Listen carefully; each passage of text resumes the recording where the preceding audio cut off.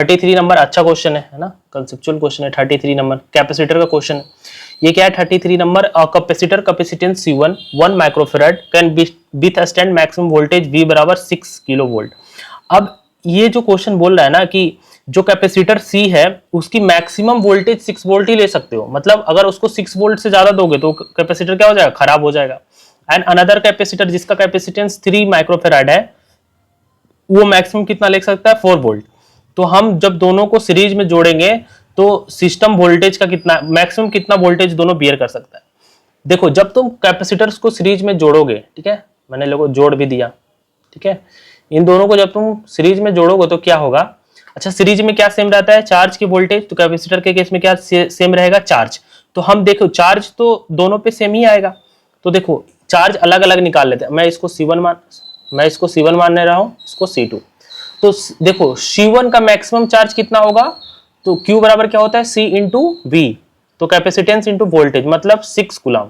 C1 का maximum, mistake हो जाएगा इसलिए मैं नीचे लिख रहा हूं, C1 का जो मैक्सिमम चार्ज होगा, C1 का मैक्सिमम चार्ज होगा कितना, 6 माइक्रो कूलम।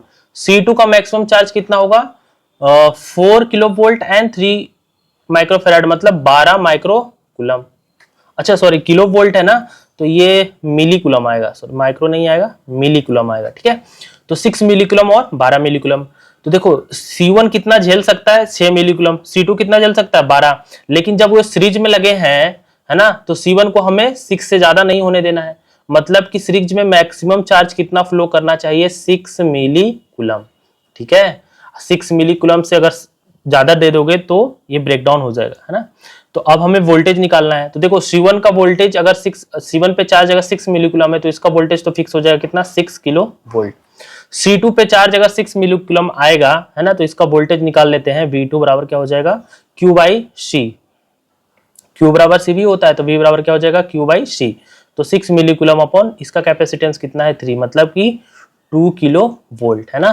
तो कंबाइंड वोल्टेज आएगा 33 का आंसर क्या आ जाएगा, 8 वोल्ट, 6 वोल्ट इसका और 2 वोल्ट इसका, है ना, सीरीज में। तो ये कंबाइंड वोल्टेज कितना आएगा, 8 वोल्ट, है ना। तो हमारा आंसर क्या आ जाएगा, थर्ड। ये कौन सा क्वेश्चन था, 33 नंबर।